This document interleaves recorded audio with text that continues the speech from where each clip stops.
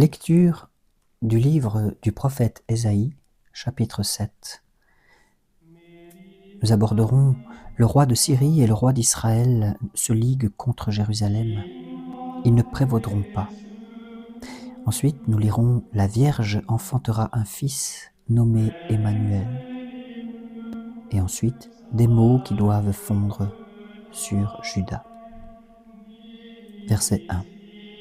Et il arriva dans les jours d'Akaz, fils de Joathan, fils d'Ozias, roi de Juda, que Radzin, roi de Syrie, et Phaséi, fils de Romélie, roi d'Israël, montèrent à Jérusalem pour lui livrer bataille. Et ils ne purent la réduire. Et on l'annonça à la maison de David, en disant « La Syrie a trouvé un appui dans Éphraïm. » Et le cœur d'Akaz fut agité ainsi que le cœur du peuple, comme sont agités les arbres des forêts à la face du vent. Et le Seigneur dit à Ésaïe, « Sors au-devant d'Akaz, toi et Yazoub, ton fils qui t'est resté, et va à l'extrémité du canal de la piscine supérieure, sur la voie du champ du Foulon. Et tu lui diras, voyez à vous tenir en repos, ne craignez pas, et que votre cœur ne tremble pas à cause de ces deux bouts de tison fumant, devant la colère de Radzin, roi de Syrie, et du fils de Romélie.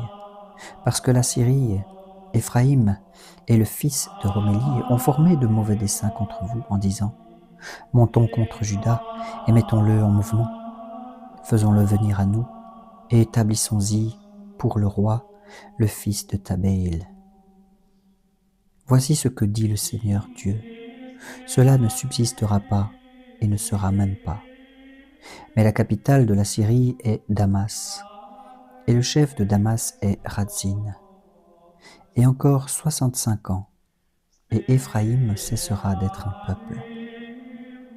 Et la capitale d'Éphraïm est Samarie, et le chef de Samarie, le fils de Romélie. Si vous ne croyez pas, vous ne persévérerez pas.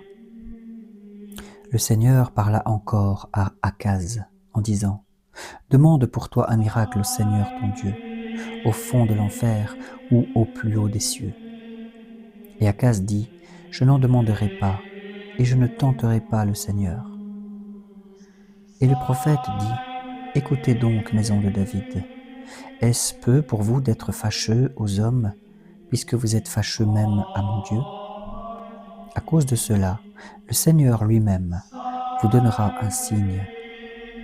Voilà que la Vierge concevra et enfantera un fils, et son nom sera Emmanuel. Il mangera du beurre et du miel, en sorte qu'il sache réprouver le mal et choisir le bien.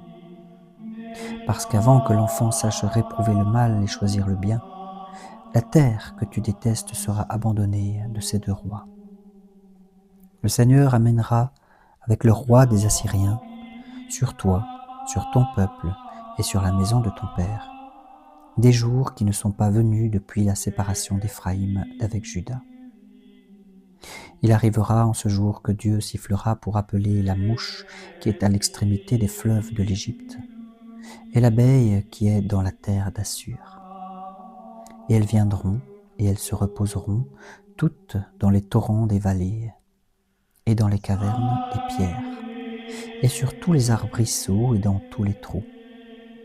En ce jour-là, le Seigneur rasera avec un rasoir emprunté sur ceux qui sont au-delà du fleuve, et sur le roi des Assyriens la tête, et le poil des pieds, et toute la barbe. Et il arrivera en ce temps-là qu'un homme nourrira une vache et 2 brebis. Et à cause de l'abondance du lait, il mangera du beurre. Car il mangera du beurre et du lait, quiconque aura été laissé au milieu de la terre. Et il arrivera en ce jour-là, qu'en tout lieu où il y aura eu 1000 pieds de vigne, à 1000 pièces d'argent, ces pieds de vigne seront changés en épines et en ronces. On y entrera avec les flèches et l'arc, car les ronces et les épines seront sur toute la terre. Quant à toutes les montagnes qui seront bien sarclées, la crainte des épines et des ronces ne les atteindra pas, mais elles serviront de pâturage aux bœufs, et le menu bétail les foulera aux pieds.